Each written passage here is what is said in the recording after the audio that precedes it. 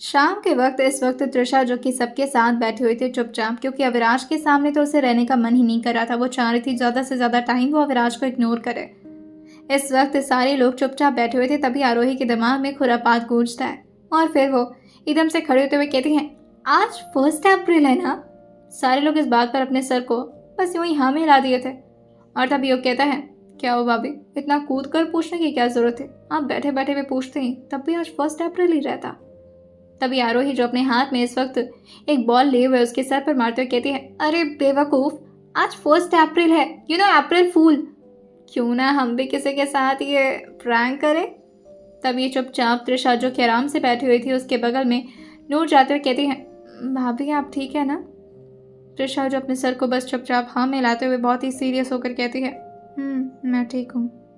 तभी तृषा की तरफ आरोही अपनी एक उंगली पॉइंट करते हुए कहती है, तृषा को यूज़ करते हैं इस प्रैंक के लिए। एक्चुअली तृषा और अविराज जी को यूज़ करता है। वो तृषा के सामने पहुंचते हुए कहती हैं, आप दोनों के बीच कुछ हुआ है। तृषा सुनकर अपने सर को तुरंत ही ऊपर की तरफ उठाकर आरोही की तरफ देख कर कहती है, हाँ। वो एकदम से हैरान रह गई थी कि आखिर इन्हें कैसे पता चल गया कि उन दोनों के बीच कुछ हुआ है। तभी आरोही कहती है, अरे मतलब वो सब हुआ है क्या, मतलब समझ रही है ना। तृषा कहती है, नहीं नहीं नहीं, ऐसा कुछ नहीं हुआ। आरोही कहती है, परफेक्ट, तब तो फिर बढ़िया यूज़ करेंगे विराट जी के गुस्से को। तभी अर्चना जी कहती हैं, देखो ऐसा कोई काम मत करना जिससे विराज को गुस्सा आए। फिर गुस्सा तुम लोग पहले दिलाते हो और फिर मेरे पीछे आकर के छुप जाते हो और उसका गुस्सा मुझे झेलना पड़ता है। हालांकि वो मुझ पर गुस्सा नहीं करता, मगर सुना वो मुझे भी देता है, डरता नहीं है मुझसे वो। इस बात पर आरोही जी कहती हैं, आप टेंशन मत लीजिए, इस बार वो डरेंगे नहीं, बल्कि बस जो करेंगे अच्छा ही करेंगे। मेरे दिमाग में बहुत अच्छी से खिचड़ी पक रही है। रात का वक्त होता है। दानिश अविराज एक साथ ही अंदर की तरफ आ रहे थे। तब इस वक्त तृषा जो कि अर्चना जी के गोद में लेटी हुई थी और बहुत ही ज़्यादा परेशान लग रही थी। सारे लोग जो कि ऐसे शांत पड़े हुए थे जैसे कि यहाँ कोई मातम का माहौल हो। अविराज जो दानिश की तरफ देखते हुए कहते हैं, अब क्या नया नाटक शुरू हो गया यहाँ पर। दानिश अपने कंधे को झुकाते हुए कहता है, उस दिन का तो फिर भी सर समझ में आ रहा था, हम दोनों के अफेयर के बारे में चल रहा था बात। आज क्या हुआ है नहीं पता, फिर से कोई चोरी तो नहीं पकड़ाई आपकी। तभी अचानक आरोही कहती है, तृषा और कितने अचार खाने वाली हो तुम, पूरा एक डिब्बा खा गई। अविराज ने जैसे ही सुना था वो तुरंत ही तृषा की तरफ घूरते हैं और उसकी तरफ ही आगे बढ़ते हुए कहते हैं, व्हाट, तुम, अच्छा किसने कहा था तुम्हें ये सब खाने के लिए, तुम्हें पता है वो कितना नुकसानदायक होता है। उठो खड़ी हो। तभी तृषा जो कि अपने पेट पर अपना हाथ रखते हुए कहती है, मुझे बहुत वॉमिट महसूस हो रही है, बार बार उल्टी आ रही है, मैं खड़ी नहीं हो सकती। ये सुनते हुए विराज जो कहते हैं, क्यों क्या हुआ। और वो अचानक ही उसके सामने अब घुटनों पर आ चुके थे। ये देख करके सब लोग अपने अपने मुंह पर हाथ रख लिए थे। हाँ, मिस्टर अविराज मेहरा अपने घुटनों पर। अर्चना जी के गोद में अभी लेटी हुई थी तृषा और अर्चना जी अपने हाथों से अपने बाल को सहलाते हुए। तभी अर्चना जी प्यार से तृषा का बाल सहलाते हुए कहती हैं, बच्ची बहुत ज़्यादा थक गई है, 5 से 6 बार तो इसे उल्टियाँ हो रखी हैं, पता नहीं क्या हो गया ऐसे। अविराज जो उसके लिए कंसर्न होते हुए कहते हैं, तो फिर डॉक्टर को अभी तक किसी ने क्यों नहीं बुलाया, मुझे क्यों नहीं बताया अभी तक, फ़ोन तो कर सकता था कोई मुझे। नूर तुम तो बताती। नूर जो अपने सर को नीचे झुकाए हुए कहती है, भाई वो भाभी ने मना किया था, वो बोली कि इस बारे में अब वो खुद आपको बताएंगी। अविराज ये सुनकर कहते हैं, किस बारे में बताने की बात हो रही है और क्या क्या बताना है। तुम्हारी तबीयत खराब है और तुम वेट कर रही थी कि मैं कब आऊँगा तब तुम्हें ये हालत में देखूंगा। और अचार क्यों खाया तुमने। आई एम डैम श्योर उसी की वजह से हुआ होगा तुम्हें वोमिट। कितनी बार मना करता हूँ ये पिकल्स वगैरह नहीं खाते, इट्स रॉन्ग, और कितना ज़्यादा स्पाइसी होता है वो। चलो खड़ी हो, चेकअप करवाओ तुम्हारा चल गया। ये सुनते हुए तृषा जो एकदम से विराज का हाथ अपने हाथों से छुड़ाते हुए कहती है, इतना तेज मत भगाइए मुझे, कह रही हूँ ना मुझे दिक्कत हो रही है, पता नहीं क्या हो गया है मुझे। और वो एकदम से अपने मुंह पर हाथ रखते हुए जल्दी जल्दी अपने कमरे की तरफ भाग रही थी। लेकिन तभी मृदुल कहती है, मेरे कमरे में चली जाओ, वो नीचे ही है। तो वो जल्दी से जा करके अब मृदुल के कमरे में पहुंची थी। अब विराज जो अंदर की तरफ तो जा नहीं सकते थे क्योंकि मृदुल का कमरा था और वो किसी के कपल के कमरे में ऐसे थोड़ी ना घुस जाते, जिससे उन्हें बाहर ही वेट करना पड़ता है। और जैसे तृषा बाथरूम से बाहर की तरफ निकली थी और मृदुल के कमरे में आई थी, अविराज तुरंत ही उसे अपने पास बुलाते हुए कहते हैं, इधर आओ। ये सुनते ही तृषा जो उनके पास पहुंचते हुए कहती है, मुझे बहुत दिक्कत हो रही है, मुझे हॉस्पिटल नहीं जाना। अविराज उसकी हालत को देखते हुए कहते हैं, त्रिशा हॉस्पिटल चलना पड़ेगा ना, ऐसे तो नहीं छोड़ सकता तुम्हें, चलो तुरंत। अगर तुम्हें चलने में प्रॉब्लम हो रही तो मैं गोद में उठा लेता हूँ ना, कोई दिक्कत नहीं है। अविराज अभी उसे गोद में उठाए थे, लेकिन तभी त्रिशा कहती है, कोई फ़ायदा नहीं है, डॉक्टर कुछ नहीं कर पाएंगे, ये तो सबको होता है ना। अविराज जैसे ही त्रिशा के मुंह से ही सुने थे, वो थोड़ा सा सीरियस होते हुए पूछते हैं, क्या मतलब है, क्या होता है, किसके साथ होता है और क्यों होता है ये सबके साथ? जिसके साथ भी होता है उसे डॉक्टर के पास जाना चाहिए, बेवकूफ़ है क्या वो? तभी त्रिशा जैसे ही देखती है अविराज अभी भी बाहर जा रहे हैं, आरोही अचानक ही अविराज के सामने आते हुए कहते हैं, अच्छा तो पहले आप खुद कांड करें, उसके बाद से अगर कुछ हो जाए तो मेरी बच्ची जैसी प्यारी सी देवरानी को हॉस्पिटल लेकर भागे, डॉक्टर क्या करेंगे, वो तो बस आपको बधाई देंगे। ये सुनते हुए अविराज जो इस वक्त अर्चना जी की तरफ देखते हैं, फिर एक बार आरोही की तरफ, और फिर वो त्रिशा की तरफ घूरते हुए कहते हैं, ये क्या क्या बकवास चल रहा है यहाँ पर? और फिर वो आरोही जी से पूछते हैं, किस बारे में बात करें और मैंने कौन सा कांड कर दिया है? तभी त्रिशा कहती है, छोड़िए ना भाभी, अच्छा नहीं लगता ये सब। तभी अविनाश कहते हैं, क्या चल रहा है यहाँ पर, मुझे कोई बताएगा? युग जो अचानक ही उनके सामने आते हुए कहता है, भाई वो सब छोड़ो, मुंह मीठा करो आप। और फिर वो अचानक ही अपने हाथ में गुलाब जामुन पकड़े हुए अभी अविनाश के मुंह में डाल पाता, लेकिन तभी अविनाश जो अपने चेहरे को पीछे करते हुए कहते हैं, युग सीरियस हूँ मैं, क्या मेरी बीवी की तबीयत खराब है और तुम्हें मिठाई खानी है? वीर जो युग को संभालता है, क्योंकि बेचारा युग तो अविनाश के गुस्से से ही डर कर गिरने वाला था। पीछे से वीर उसके कंधे पर हाथ रखते हुए कहता है, देख रहे हो युग, पहले भाई भाभी को हमारे परेशान करते हैं और उसके बाद से ऐसा कंसर्न दिखाते हैं कि भाई आपने तो जैसे कुछ किया ही ना हो। इतना मासूम मत बनिए। सबके सब अंदर से बहुत ज़्यादा डरे सहमे थे और सबको पता था कि बहुत बड़ा ब्लास्ट होने वाला है अभी थोड़ी देर में, पता नहीं किसकी किसकी वोट लगने वाली है। लेकिन सबके सब आरोही जी की वजह से ये कर रहे थे, क्योंकि आरोही जी थी जो सारे बच्चा पार्टी को यहाँ पर कंट्रोल में रखती थी अपने। आरोही भी इस बात पर कहती है, हाँ अब उसे कमरे में लेकर जाइए और पूछिए जाकर उससे क्या हुआ है। जाओ त्रिशा, बताओ जाकर, अब अच्छा थोड़ी ना लगता है सबके सामने ऐसे। त्रिशा बेहद धीरे आवाज में कहती है, आप कमरे में चलिए, मैं आपको सब कुछ बताती हूँ। ये सुनते हुए अविराज जो उसकी तरफ घूरते हुए कहते हैं, तुम्हारी ये कंडीशन है और तुम कह रही हो मैं कमरे में ले जाऊँ तुम्हें? त्रिशा पागल मत बनो, हम डॉक्टर के पास चल रहे हैं, दैट्स इट। और ये बोलकर अभी जैसे ही वो बाहर की तरफ जाने वाले होते हैं, त्रिशा थोड़ा अपने आप को ऊपर की तरफ उठा करके अविराज के कान के पास आते हुए कहती है, मैं प्रेग्नेंट। जैसे ही अविराज ने इतना सुना था, अभी तक तो वो त्रिशा को अपनी गोद में लिए हुए थे, लेकिन अभी उनका हाथ जो कि एकदम से भारी पड़ने लगा था और साथ ही वो त्रिशा के चेहरे की तरफ देखकर कहते हैं, त्रिशा।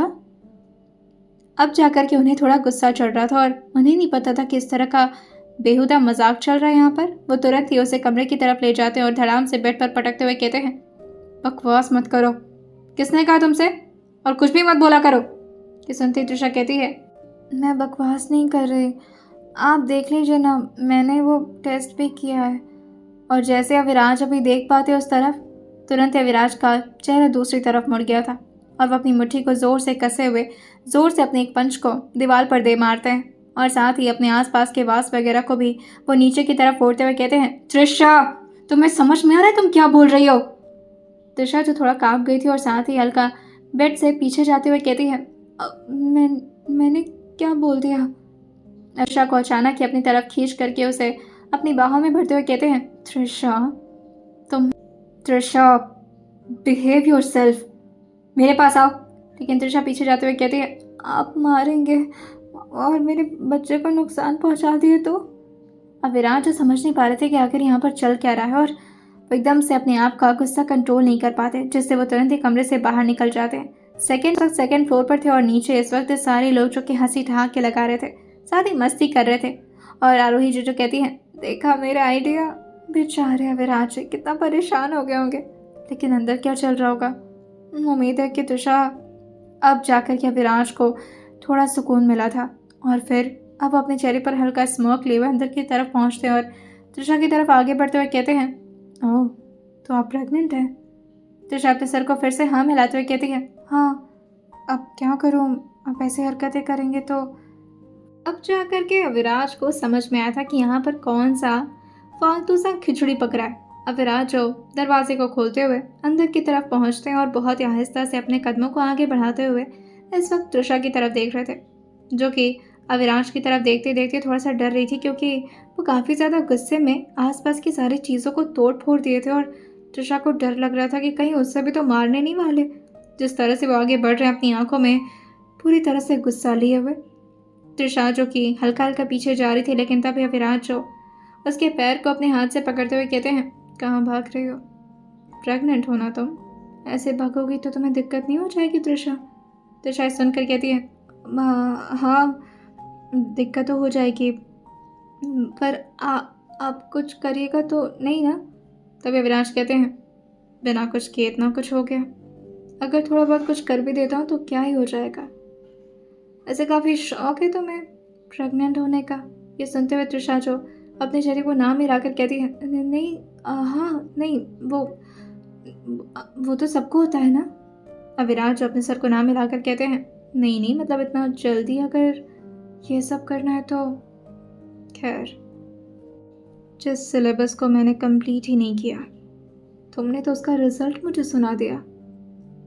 अगर मैं कहूँ कि मुझे उस सब्जेक्ट में ज़्यादा कोई प्रॉब्लम नहीं, अगर आप चाहें तो आज के आज ही आपके इस ख्वाहिश को पूरी कर सकता हूँ। उसके बाद से आपकी ये जो अफवाह है ना, सच में बदल जाएगी और कल आप ये खबर सबको सुनाएंगी। ये सुनते हुए तृषा कहती है, कौन सी खबर? अविनाश जो उसके गालों पर धीरे से टैप करते हुए कहते हैं, तुम्हें अच्छे से पता है मैं किस बारे में बात कर रहा हूँ। कोई बात नहीं, आई प्रॉमिस यू, आज रात तक। लेकिन तभी तृषा अपना हाथ जोड़ते हुए कहती है, नहीं नहीं, मुझे नहीं करना ये सब, वो तो भाभी ने कहा था प्रैंक करने के लिए, सच में। तभी अविनाश कहते हैं, तुम पागल हो क्या? ऐसे थोड़ी ना कोई प्रैंक करता है। पर तुम परेशान मत हो, मुझे अच्छे से पता है कि तुमने ये मजाक मेरे साथ क्यों किया है, क्योंकि तुम चाहती हो कि ऐसा कुछ हो हमारे बीच, है ना? तृषा सुनकर कहती है, आप सच में गलत समझ रहे हैं। बेचारी पसीना पसीना हो गई थी, कहाँ फंस जाती थी वो हमेशा। अब आरोही के चक्कर में उसकी यहाँ पर बैंड बज रही थी और वहाँ नीचे आरोही सबके साथ मजे कर रही थी। बस अर्चना जी थी जिन्हें फिक्र थी तृषा की, और वो लगातार यही सोचे जा रही थी, पता नहीं अविनाश सदा नाराज न हो जाए मेरी बच्ची पर। इस बात पर युग कहता है, नाराज नहीं होंगे, कुछ और कर रहे होंगे, आप छोड़िए ना मम्मी। और ये बोल करके वो फालतू सा डांस किया जा रहा था, और वहीं बेचारे तृषा जो कि अपनी थूक गटकते हुए अपने शरीर पर महसूस कर पा रही थी उस अजीब सी गर्मी को, जो कि अविनाश के करीब आने से और ज़्यादा बढ़ रही थी। अविनाश जो अचानक से उसके थाई पर अपना हाथ रखते हुए कहते हैं, जो भी कुछ हुआ सुबह, उससे आपको काफ़ी बेचैनी हो रही होगी, सेटिस्फाई तो हो नहीं पाई थी तुम। अब आधी अधूरी ख्वाहिश के साथ यही सब दिमाग में चलता है ना Trisha? I can totally get your hormones. Trisha जो अविनाश के बातों को सुन सुन करके कितना परेशान हो रही थी बेचारी। अविनाश जो उसके गालों पर टैप करते हुए कहते हैं, कोई बात नहीं, थोड़ा देर आराम कर लो, मैं भी शावर लेकर आता हूँ, उसके बाद से अपना। तभी तृषा कहती है, अपना क्या? अविनाश जो उसकी तरफ एक आइविंग करते हुए कहते हैं, यू नो हम क्या करेंगे, you know it very well. और ये बोलकर वो अब अपनी जगह से खड़े हो गए थे, और तभी एक स्टाफ को बुलाते हुए काफ़ी ज़ोर से आवाज़ लगाकर कहते हैं, ऐसा क्लीन करो। तृषा अब देखती है कि अविनाश तो शावर लेने के लिए जा चुके हैं। यहाँ पर एक स्टाफ है जो कि इस वक्त अपने हाथों में कांच लिए हुए लगातार उसे बाहर की तरफ ले जाकर ट्रैश कैन में फेंक रहा है। तभी उसमें से वो एक कांच का टुकड़ा अपने हाथ में लेते हुए कहती है, अब बाकी सब क्लीन कर दीजिए, ये एक रहने दीजिए। तृषा को लग रहा था, अगर मेरे साथ कोई ज़बरदस्ती की ना, घोंप दूंगी पेट में, बढ़िया है, मुझसे लड़ेंगे, जानते नहीं अभी मुझे कितनी महान, कितनी डेंजरस हूँ मैं। शावर लेकर के अविनाश वापस लौटे थे, और वहीं तृषा जो कि ब्लैंकेट के अंदर छुप चुकी थी, क्योंकि उसके पास अभी तो फिलहाल के लिए यही ऑप्शन था। तभी अविनाश जैसे अभी तृषा को ब्लैंकेट से बाहर की तरफ निकाल पाते उसका ब्लैंकेट खींचकर वो तो देखते हैं कि यहाँ पर तो मैडम जी पिलो लगा कर गई हैं। और तभी जैसे अविनाश बाहर का दरवाज़ा खोलने वाले होते हैं, तृषा तो दरवाज़ा भी लॉक करके गई थी। अब अविनाश को थोड़ा सा गुस्सा भी आता है और साथ ही हंसी भी कि आखिर इस लड़की का क्या करे वो। अविनाश ने जैसे ही अलेक्सा को ऑर्डर दिया था, डोर अपने आप ही ओपन हो जाता है। वैसे तो तृषा सोच रही थी, अब तो कुछ नहीं बिगाड़ सकते मेरा, और वो नीचे आकर के सबसे यही बता रही थी, मुझे अजीब तरीके से पता नहीं क्या क्या बोल रहे थे। रिजल्ट, सब्जेक्ट, इस सब्जेक्ट में मैं माहिर हूँ, सिलेबस कंप्लीट कर दूंगा, पता नहीं आलतू फालतू बकवास कर रहे थे। ऐसे कैसे बात कर सकते हैं मुझसे। मैं तो बंद करके आ गई उनको। और और ना मैं ना आप लोग के साथ ही रहूँगी, मुझे छोड़ना नहीं। तभी अचानक से आवाज़ आती है, त्रिशा। बाहर कैसे आई ये? त्रिशा बस यही सोच रही थी और ऊपर की तरफ जैसे देखी थी सेकंड फ्लोर पर अविराज जो उसको अपनी उंगली से बुलाते हुए कहते हैं, ऊपर आओ ज़रा। त्रिशा अपने चेहरे को नाम में लाकर कहती है, नहीं, मेरी तबीयत ठीक नहीं है, आज मैं मम्मी जी के साथ रहूँगी और दीदू के साथ भी और भाभी के साथ भी। नूर भी मेरे साथ रहेगी। माँ, आप उसे खुद समझा दीजिए कि मेरे पास ऊपर खुद आ जाए, वरना अगर मैं आया लेने तो दिक्कत हो जाएगी। तभी त्रिशा अर्चना जी की तरफ देखकर कहती है, आप उनको समझाइए ना प्लीज़। अर्चना जी आरोही को घूरते हुए कहती हैं, जाकर के समझाओ अब अविराज को, बच्ची फंस जाएगी ना।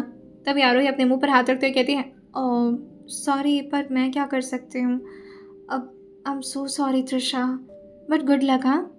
तभी त्रिशा कहती है, भाभी आप बहुत गंदी हैं। और फिर वो जल्दी जल्दी दौड़ते हुए भागती है अपने कमरे के अंदर।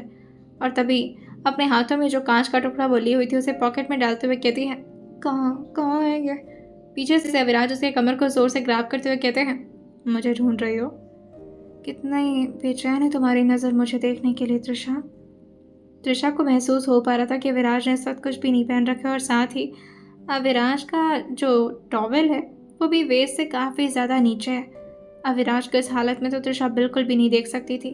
और साथ ही अविराज के इस वक्त ठंडे ठंडे बाइसेप्स जो कि त्रिशा के हाथों से टच हो रहे थे। अविराज का चेहरा जो कि त्रिशा के चेहरे के ठीक बगल में काफ़ी ज़्यादा उसे परेशान किया जा रहा था, क्योंकि अविराज अपने चेहरे से लगातार उसे रब कर रहे थे। उसके कभी गाल के पास तो कभी उसके गर्दन के पास अपने होठों को बड़े प्यार से रब करते हुए कहते हैं, चलें। त्रिशा पूछती है, कहाँ? अविराज बेड की तरफ इशारा करते हुए कहते हैं, ओबियसली कहाँ जाएंगे, रात का वक्त है, हस्बैंड वाइफ, कमरे में अंधेरा।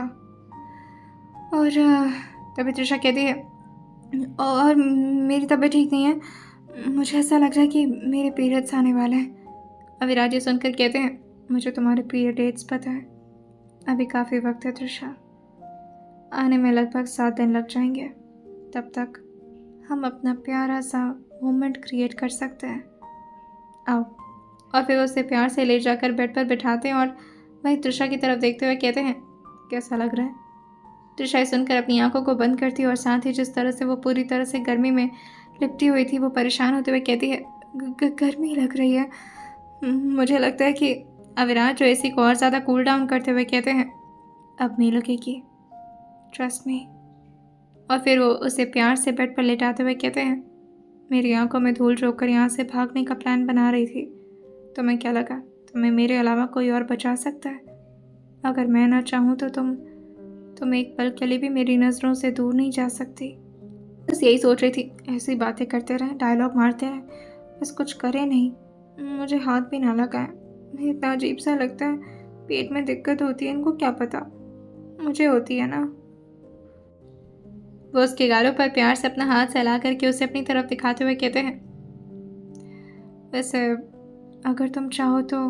तभी त्रिशा कहती है, मैं नहीं चाहती, मैं सच में नहीं चाहती। अविराज हंसते हुए कहते हैं, मैं तो ये कह रहा था कि अगर तुम चाहो तो तुम सो सकती हो, पर कोई बात नहीं अगर तुम नहीं सोना चाहती हो तो। तभी त्रिशा कहती है, मैं सोना चाहती हूँ, मैं बहुत ज़ोर से चाहती हूँ मैं सो जाऊँ। अविराज जो उसकी बच्चों जैसी बातों को सुनकर उसे ज़ोर से अपने सीने से लगाते हुए कहते हैं, सो जाओ। लेकिन ऐसे अविराज के चेस्ट पर डायरेक्टली उसका चेहरा जा रहा था और साथ ही उसके होंठ भी इस वक्त अविराज के चेस्ट पर। वो ज़ोर से अपनी आंखें बंद करते हुए कहती है, मैं यहाँ।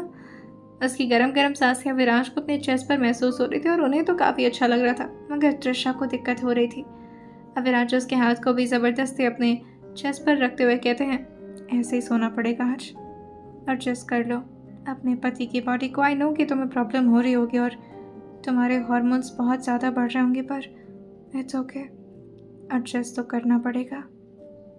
अब त्रिशा जो कि अपने नाखूनों को ज़बरदस्ती अविराज के पीठ पर ऑलमोस्ट धंसाते हुए गुस्साए जा रही थी कि आखिर क्यों कर रहे हैं वो उसके साथ ये सब कुछ, लेकिन फिर वो इसी तरह से अपनी आंखें बंद कर लेती है। आइए जानते हैं आने वाले एपिसोड में क्या होने वाला है और सुनते रहिए replaced bride of devil professor सिर्फ और सिर्फ स्टोरी विद सौम्य के साथ। अगले दिन सुबह सुबह ही अभी त्रिशा तैयार होकर के बाहर निकली थी क्योंकि अविराज उसे कमरे में कहीं नजर नहीं आए थे। लेकिन तभी उसे नजर आता है कि अविराज तो किसी लड़की के साथ इस वक्त बीच हॉल में बैठकर बात कर रहे हैं और इस वक्त वो लड़की जो कि अविराज के ठीक सामने बहुत ही करीब जाकर के बैठी हुई थी। ये देख करके त्रिशा जो तुरंत ही अगल बगल देखती है तो वहां तो कोई नजर नहीं आता, लेकिन जैसे ही अभी वो थोड़ा दूर और पहुंची थी तभी नूर जो इस वक्त अपने हाथ में कुछ तो लेकर के बाहर की तरफ निकल रही थी और अचानक ही वो त्रिशा से लड़ पाती तब तक उसने अपने पैर को पीछे कर लिया था और अचानक से कहती है, क्या हुआ भाभी, ध्यान कहाँ है आपका? त्रिशा जो नीचे की तरफ देखते हुए कहती है, अब वो कौन लड़की है? यहाँ क्या कर रही है वो? ओ वो तो नियति है, भाई की पार्टनर एक्चुअली। जैसे ये बोल करके भी नूर नीचे जाती तभी झटके से त्रिशा उसका हाथ पकड़ते हुए कहती है, एक मिनट, क्या पार्टनर कैसे हो सकती है? वो तो मैं हूं ना। ये सुनते हुए नूर जो उसके सामने जाकर खड़े होते हुए कहती है, भाभी, बिजनेस पार्टनर। ये सुनते त्रिशा जो अपने सर को हाँ मिलाकर थोड़े सोच में गुम हो गई थी और फिर नूर से कहती है, ओह अच्छा। और फिर जाकर के और जैसे ही उसकी नज़र अभी अविराज पर पड़ी थी उसने अपनी नज़रों को छोटा कर लिया था और लगातार घूरे जा रही थी अपने पति को कि आखिर कैसे बात कर सकते हैं वो किसी लड़की से। हाँ ठीक है, होगी कोई बिजनेस पार्टनर, मुझे क्या। लेकिन नियति दिखने में इतनी ज़्यादा परफेक्ट और हॉट थी कि न जाने क्यों त्रिशा को रह रह करके अजीब सी खुन्नस महसूस हो रही थी। वो भी नीचे की तरफ जाती और तभी जानबूझ करके उन लोग के आमने सामने टहलना शुरू कर देती है, लेकिन प्रिटेंड तो ऐसा कर रही थी कि वो तो अपने फ़ोन को देख रही है, मगर उसकी निगाहें जो तिरछी तिरछी जाकर के अविराज पर ही पड़ रही थी बार बार। I totally get you Aviraj, I understand that your personality is different और उस शो में आना आई डोंट थिंक सो कि आपको पसंद आएगा, पर this is it's business and you have to understand this. I know कि आप हमेशा बहुत ज़्यादा कटअप रहते हैं सारे लोगों से, पर फिलहाल के लिए ये हमारे लिए काफ़ी ज़्यादा प्रॉफिटेबल होगा और मैं भी काफ़ी अच्छे अच्छे लोगों से आपको मिलवाना चाहती हूँ। अगर आपकी इजाज़त हो तो ऑब्वियसली मैं आपके बिना परमिशन के कोई काम थोड़ी ना कर सकती हूँ, पर मेरा दिल रखने के लिए आप आ जाते तो। अविराज तो बार बार इस चीज़ के लिए मना कर रहे थे, लेकिन जैसे ही उनकी भी नज़र पड़ती है उनकी त्रिशा मैडम पर जो कि इधर उधर घूमते घूमते लगातार उन्हीं लोग को देखे जा रही हैं, अविराज भी हल्का मुस्कुराते हुए कहते हैं, व्हाई नॉट, इतना प्यारा सा फैशन शो है, कितनी अच्छी अच्छी मॉडल्स भी आएंगी वहाँ पर, क्यों नहीं जाना चाहूँगा मैं। ये सुनते ही नियति थोड़ा सा हैरान होकर अपनी पलकों को हल्का चपकाते हुए हल्के स्माइल के साथ कहती है, ओह माय गॉड, अभी तक तो आप बार बार ना कर रहे थे, अचानक से। खैर थैंक यू, इससे पहले कि आपका मूड बदले मुझे यहाँ से चले जाना चाहिए और हम शाम को मिल रहे हैं ना होटल में। ये सुनते ही अविराज एक बार त्रिशा की तरफ देखते हैं और फिर अपने चेहरे पर हल्का स्मर्क लिए कहते हैं, ऑब्वियसली व्हाई नॉट, मिलेंगे हम ज़रूर। ये सुनते ही नियति तो काफ़ी ज़्यादा खुश हो गई थी, लेकिन कोई तो था जो कि जाकर के ऑलमोस्ट अभी सोफा पर लड़ने ही वाला था और एक्चुअली ऐसा ही हुआ था। त्रिशा तो देख अविराज की तरफ ही रही थी और साथ ही जिस खुन्नस के साथ देख रही थी उसका ध्यान था ही नहीं कि वो कहाँ चलते जा रही है और वो धड़ाम से जाकर के सोफा से जाकर लड़ती है और लड़ते लड़ते उसी पर जाकर के पूरी तरह से लेट गई थी। नियति उसे जाते जाते देख कर के अजीब सा चेहरा बनाते हुए कहती है, what a clumsy girl. Trisha जो कि नियति को चलता हुआ देख रही थी, क्या मॉडर्न वॉक था उसका। ये देखते ही त्रिशा जो अपने दिल पर अपना हाथ रखते हुए कहती है, रिलैक्स, ऐसा थोड़ी ना होता है, वो तो तुम्हारे पति हैं और वो तो बस बिजनेस पार्टनर है ना। हाँ बस बिजनेस पार्टनर ही तो है। और जैसे अभी वो अविराज की तरफ मुड़ करके देख पाती है, विराज तो उसमें बिना कोई इंटरेस्ट दिखाए ऊपर की तरफ जाने लगे थे और ये देखते ही त्रिशा भी उनके पीछे पीछे आते हुए कहती है, अब कॉलेज का टाइम कब से शुरू हो रहा है? अब मुझे तैयार होना था। अविराज जो अपने वॉच में टाइम देखते हुए कहते हैं, ऑब्वियसली अपने टाइम पर ही होगा, तुम्हें पता नहीं है टाइमिंग? ये सुनते ही त्रिशा जो अपने सर हाँ में आते हुए कहती है, हाँ पता है। आप कहीं जा रहे थे? अविराज जो उसकी तरफ देखते हुए कहते हैं, मैं अपने कमरे में जा रहा हूँ, त्रिशा बार बार क्वेश्चन क्यों कर रही हो? और ये बोलकर वो अपने कमरे में अंदर जा चुके थे। वहीं त्रिशा के मुंह पर धड़ाक से दरवाज़ा बंद हुआ था। वो तो थोड़ा पीछे थी, वरना उसकी नाक ही लड़ जाती दरवाजे से। ये देख कर के त्रिशा जो अपनी मुट्ठी कसते हुए पीछे की तरफ मुड़कर कहती है, ये क्या बात हुई? ये ऐसे क्यों बिहेव कर रहे हैं मुझसे? हर दिन तो इतना प्यार से बात करते थे, अचानक से इतना गुस्सा क्यों कर रहे हैं? कहीं उस नियति का मोह जाल तो नहीं फंसा लिया इनको अपने जाल में? पर ऐसा नहीं होगा, मैं ही ज़्यादा सोच रही हूँ। और ये बोलकर वो अंदर की तरफ जाती है, जहाँ विराज अभी अपने कपड़े को उतारते हुए शायद कुछ और पहनने वाले थे। तभी त्रिशा धीरे से उनके पीठ पर जाकर के अपना हाथ चलाते हुए कहती है, आपको तो चोट लग गई यहाँ पर, अब मैं कुछ लगा दूँ? अब विराज जो बस हल्का सा अपने चेहरे को उसकी तरफ मोड़ते हैं और फिर सामने की तरफ देखते हुए कहते हैं, तुम्हारी वजह से हुआ है, तुम्हारे नील्स की स्क्रैच है, बिना कुछ किए इतने स्क्रैच मार देती हो। और ये बोलकर अभी वो कपड़े पहन पाती तभी त्रिशा कहती है, 1 मिनट रुकिए ना, मैं फर्स्ट एड लगा देती हूँ, ऐसे तो इन्फेक्शन बढ़ जाएगा ना। अविराज उसकी तरफ घूरते हुए कहते हैं, कुछ ज़्यादा चिपक नहीं रही हो मुझसे? आज कोई काम नहीं है तुम्हें? स्टडी में जाना है, कुछ काम है मुझे वहाँ पर, और वहाँ आकर डिस्टर्ब मत करना, वहीं से मैं क्लास लेना शुरू कर दूंगा। और हाँ, आज क्वेश्चन के रिप्लाई तुम खुद करोगी। तभी त्रिशा कहती है, हाँ हाँ प्रॉमिस, आज मैं करूँगी। अब आप कॉफ़ी पिए, कुछ खाएंगे? अविराज उसकी सारी बातों का जवाब बस ना में देते हुए कमरे से बाहर निकल गए थे। त्रिशा जो एकदम से अपने हाथ को ले जाकर के अभी डोर के हैंडल तक तो ले गई थी, लेकिन फिर खुद ही सोचती है, क्या फ़ायदा, जब इन्हें बात ही करने का मन नहीं है तो फिर क्या करूँगी जाकर, रहने देती हूँ। और वो जाकर के चुपचाप बैठ गई थी और लगातार सोच रही थी, वैसे भी मैं ज़्यादा मॉडर्न तो नहीं हूँ, ज़्यादा अच्छी भी नहीं लगती। और फिर खुद को ही जाकर के शीशे में देख रही थी, अपनी आंखों को, अपनी पलकों को, अपने फोरहेड को, अपनी नाक को, अपने गालों से लेकर के अपने होंठ और अपने चिन। वो अपने चेहरे के हर हिस्से को प्यार से अपने हाथों से टच करते हुए कहती है, क्या मैं उन्हें अच्छी नहीं लगती? लेकिन लगती तो थी कल तक, अचानक से आज।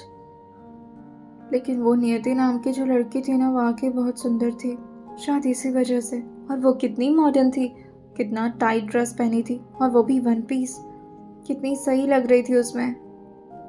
क्या करूं, क्या करूं?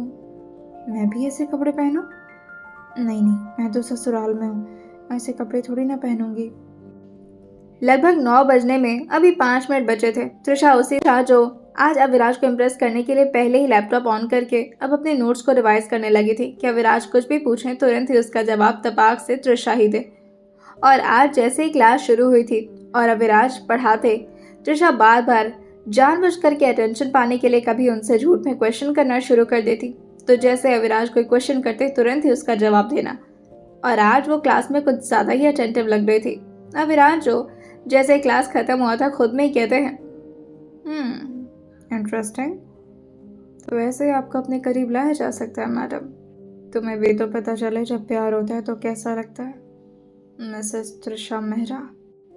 आज के क्लास में उसका पूरा ध्यान था, क्योंकि आज वो किसी भी हालत में अविराज को कंप्लेन का मौका ही नहीं देने वाली थी। फाइनली उसके 1:30 बजे तक क्लास खत्म होते हैं और त्रिशा जो कि अब अपने लैपटॉप को बंद करके जैसे अभी लेटने वाली थी कि तभी अविराज दरवाज़ा खोल दिए थे और अंदर की तरफ काफ़ी जल्दी में आ रहे थे, जैसे कि उन्हें फिर से कहीं बाहर निकलना हो। आज तो त्रिशा से वो ठीक मुँह से बात तक नहीं किए थे। ये भी कोई बात होती है भला? ऐसा कौन करता है? त्रिशा जो खड़े होकर कहती है, अब साथ में लंच कर लें। लेकिन अविराज जो अपने हाथ में ब्रीफ केस लेते हुए कहते हैं, नहीं त्रिशा, मुझे कुछ काम है, मैं निकल रहा हूँ, और शायद मुझे आने में कुछ वक्त लग जाएगा, 2-3 दिन। ये सुनते हुए त्रिशा जो उनको रोकते हुए कहती है, एक मिनट, ऐसे अचानक से आप, मुझे बताया भी नहीं आपने। अविराज जो उसकी तरफ देख करके थोड़ा क्वेश्चन भरे निगाहों से कहते हैं, क्या 1 minute, and why is it important कि मैं तुम्हें हर चीज़ बताऊँ? तुम मेरी बिजनेस पार्टनर हो। ये सुनते ही त्रिशा को तुरंत ही उस नियति नाम की लड़की की याद आ गई थी और वह अपना मुट्ठी कसते हुए कहती है, ये क्या बात हुई, अपने बिजनेस पार्टनर को क्यों बताएंगे ये सब कुछ? पत्नी तो मैं हूँ, मुझे बताएंगे ना। तभी त्रिशा कहती है, पर आपने तो उस लड़की से कहा था कि आपको शाम को होटल जाना है और फिर आप 2-3 दिन के लिए बाहर। अविराज हल्का स्मोक लिए हुए कहते हैं, पहले मैं यहाँ से ऑफिस निकलूँगा, उसके बाद से वहाँ पर कुछ काम है, देन उसके साथ होटल में जाऊँगा, वहाँ पर भी कुछ क्लाइंट से मीटिंग करनी है, एंड देन आफ्टर मैं निकल जाऊँगा बाहर। और मैं कहाँ जाता हूँ ये मैं किसी को नहीं बताता, तो तुम्हें भी इस बारे में कोई भी चीज़ जानने का हक नहीं है। और ये बोलकर वो उसके गाल पर बस हल्का सा टैप करके वहाँ से निकल दिए थे। त्रिशा जो आराम से बेड पर बैठते हुए कहती है, ये एक फोरहेड कैसे दे देते, कम से कम पता तो चलता कि नाराज़ नहीं है मुझसे। ऐसे क्यों बिहेव कर रहे हैं जैसे कि मैं कितनी बुरी सी लग रही हूँ इनको, और 2-3 दिन के लिए बाहर भी जा रहा है। बेचारी सी त्रिशा इस वक्त काफ़ी ज़्यादा बेचैन हो गई थी। एक अविराज ही तो थे उसकी लाइफ में, जो उसे इतना ज़्यादा पसंद करते थे, जो उसे इतना ज़्यादा चाहते थे और इतना ज़्यादा कंफर्टेबल रखते थे अपने साथ। हाँ, वैसे तो अविराज की पूरी फैमिली थी उसके साथ, लेकिन उसके बावजूद भी ऐसे अचानक से जाना, उसका दिल जो अजीब तरीके से घबराया जा रहा था। आज उसका खाना खाने में भी मन नहीं लग रहा था। सब लोग नोटिस कर पा रहे थे कि त्रिशा की हालत क्या हो रखी है इस वक्त। अर्चना जी जो कि उसको यूँ रूखा सूखा मुंह बनाया देकर के उससे पूछती भी हैं, क्या बात है बेटा, बस बुक लेकर बैठी हुई हो, कभी झूले पर जाकर बैठ जा रही हो, कभी काउच पर आकर, आज कमरे में रहने का दिल नहीं कर रहा तुम्हारा? त्रिशा जो अर्चना जी का हाथ पकड़ते हुए कहती है, कमरे में जा रहे तो उनकी याद आ रही है, पता नहीं ऐसा लग रहा है जैसे बहुत गुस्से में है वो, फ़ोन करके देखूं क्या? तभी इस बात पर मृदुल जो अपने हाथ में इस वक्त बाउल पकड़े हुए कुछ लेकर आते हुए कहती है, वैसे दानिश जी बता रहे थे कि आज अविराज जी बहुत बिजी रहने वाले हैं और उनके साथ दानिश जी भी रहेंगे, तो मुझे नहीं लगता तुम्हें कॉल करके उन्हें परेशान करना चाहिए त्रिशा। और वैसे भी हो जाता है ना कभी कभी मूड ऑफ, हो सकता हो कुछ बिजनेस इशू हो। ये सुनते ही त्रिशा कहती है, हाँ हो सकता है, क्यों नहीं हो सकता है, ऐसा ही कुछ होगा। और ये बोलकर वो अपने कमरे में वापस लौट जाती है। उसको इतना परेशान देख करके पूरा घर एकदम से निराश हो गया था, किसी को कुछ भी अच्छा नहीं लग रहा था। तभी युग जो अपना दिमाग लगाते हुए कहता है, ऐसे थोड़ी ना होने देंगे हम, अरे भाभी हमारी ऐसे सैड है और हम उन्हें सैड रहने दे रहे हैं, क्यों ना उनके साथ कोई गेम खेला जाए जिससे वो थोड़ा सा खुश हो जाए। आइडिया तो वैसे बुरा नहीं था, रात के वक्त त्रिशा से पूछा भी जाता है गेम खेलने के लिए, मगर त्रिशा तो आज डिनर तक भी नहीं करना पसंद की थी और वो बस अपने कमरे में रहते हुए कहती है, मुझे पढ़ाई करनी है, बहुत सारा असाइनमेंट मिल गया तो मैं वो कंप्लीट कर रही हूँ, तो मैं नहीं खेल रही कुछ भी। और ये बोलकर वो फिर से अपनी पढ़ाई में लग जाती है। नूर और आरोही जो समझ गई थी कि त्रिशा का मन वाकई ही नहीं लग रहा है कहीं पर, और इस बारे में वो अर्चना जी को आकर बताती हैं। अर्चना जी ने इस बारे में विश्वराज जी से भी बात की थी, लेकिन उनका कोई खास रिएक्शन नहीं था। वो बस नॉर्मली जवाब देते हुए कहते हैं, अरे आपस में लड़ाई हुई होगी, इसमें कौन सी बड़ी बात है, वो तो हमारी भी हो ही जाती है ना, कोई बात नहीं, आप इतना परेशान मत होइए। और बताइए, मेरे बिना दिल तो नहीं लग रहा होगा आपका, मैं सोच रहा हूँ कि जल्दी वापस आ जाऊँ। तभी अर्चना जी कहती है, आपको तो अपने रोमांस से ही फुर्सत नहीं मिलता है, यहाँ पर मेरे बच्चे परेशान हैं और आपको अपनी ही पड़ी हुई है, हद करते हैं आप भी। अविराज जाता तो है बाहर, ये बात सच है, पर ऐसे त्रिशा को नाराज़ करके तो नहीं जाना चाहिए था ना। अब हमारे साथ जिस तरह से पेश आता है उस तरह से भी बीवी के साथ थोड़ी ना पेश आना चाहिए, कम से कम उससे तो ठीक से बात कर लेता। खैर छोड़िए, इस बारे में मैं ज़्यादा सोचूंगी तो मुझे ही टेंशन होगी। पता नहीं इतना बदमाश कहाँ से पैदा हो गया मेरा बेटा, बिल्कुल आपको पड़ा है। ये सुनते विश्वराज जी कहते हैं, अरे आप जब भी उस पर गुस्सा होती हैं आप हमेशा मेरे ऊपर क्यों बिल फाड़ती हैं? आशीष जाता है, बेचारी आरोही कितना परेशान रहती होगी। वहीं दूसरी तरफ आरोही जी परेशान नहीं बल्कि लगातार किसी को कॉल पर डांटे जा रही थी।